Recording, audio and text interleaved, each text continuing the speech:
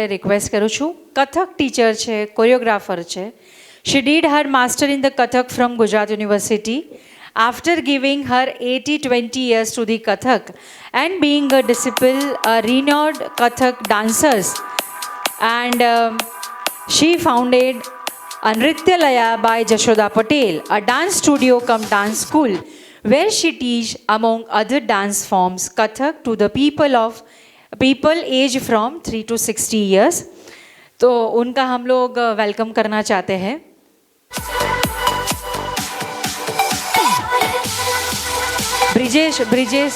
Brijesh sir को invite करती हूँ उनका वेलकम करने के लिए.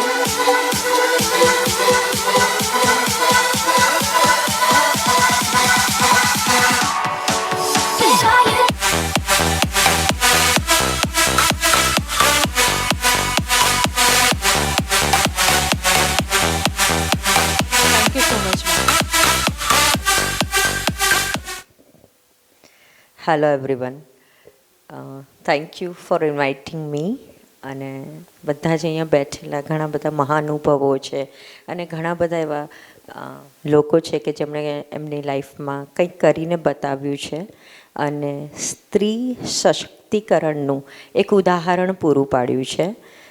હું મારા વિશે વાત કરીશ તો હું લાસ્ટ 22-23 વર્ષથી મારા ગુરુ શ્રી ઈશિરાબેન પરીખ અને મૌલિકભાઈ શાહના અંડર હું ટ્રેન થયેલી છું. કથક ની ટ્રેનિંગ લીધેલી છે મેં અને છેલ્લા ઘણા વખતથી હું મારી પોતાની એકેડમી નૃત્યાલય બાય જશોદા પટેલ ના નામથી હું ચલાવું છું, જ્યાં હું એક કહીશ કે ઘણા બધા 50, 60, 70 યર્સના લોકો પણ મારી પાસે કથક શીખવા આવે છે.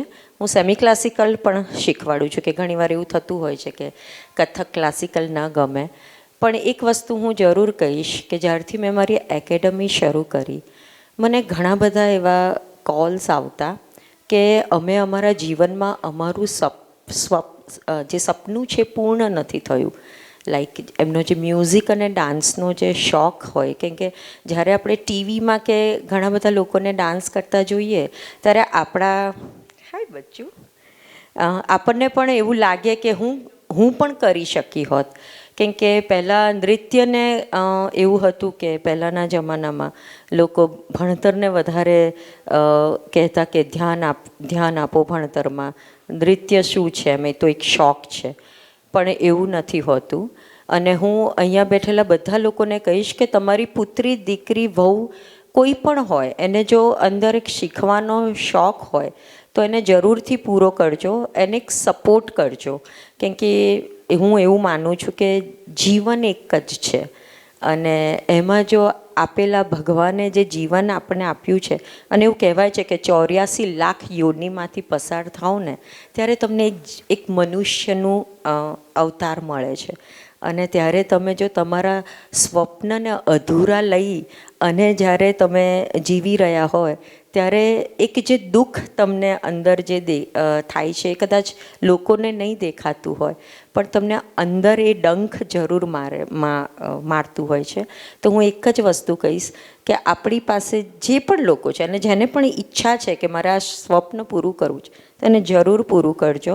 કેમ કે મને એવું લાગે છે કે હું એવું કહીશ કે મ્યુઝિક અને ડાન્સ એક થેરપી છે. મારી પાસે ઘણા બધા લોકો એવા આવ્યા કે જે ડિપ્રેશન તરફ, લેડીઝ મોસ્ટલી મારી પાસે લેડીઝ વધારે આવતી હોય છે અને મને કહે કે મને ડૉક્ટરે કહ્યું છે કે તમે મ્યુઝિક અને ડાન્સ કરો એમ. કેમ કે જીવનમાં સ્ત્રી બીજાના સ્વપ્ન પૂરા કરવામાં જ પોતાના સ્વપ્નને ખોઈ બેસે છે. તો હું એમ જ કહીશ કે પોતાના માટે 1 કલાક પોતાના સ્વપ્નને પૂરું કરવા માટે આપો. બીજાના સપનાને તો તમે પૂરા કરી જ રહ્યા છો.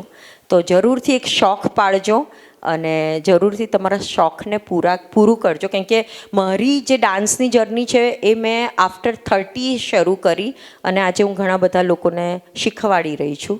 તો બસ હું એક જ કહીશ કે સ્ત્રી સશક્તિકરણ એટલે હું એવું નહીં કહું કે તમે ખૂબ જ આગળ વધીને આમ ગોલ્ડ મેડલ લાવો કે આમ કરો, પણ કોઈક બીજાનું સ્વપ્ન પણ જો તમે પૂરું કરશો ને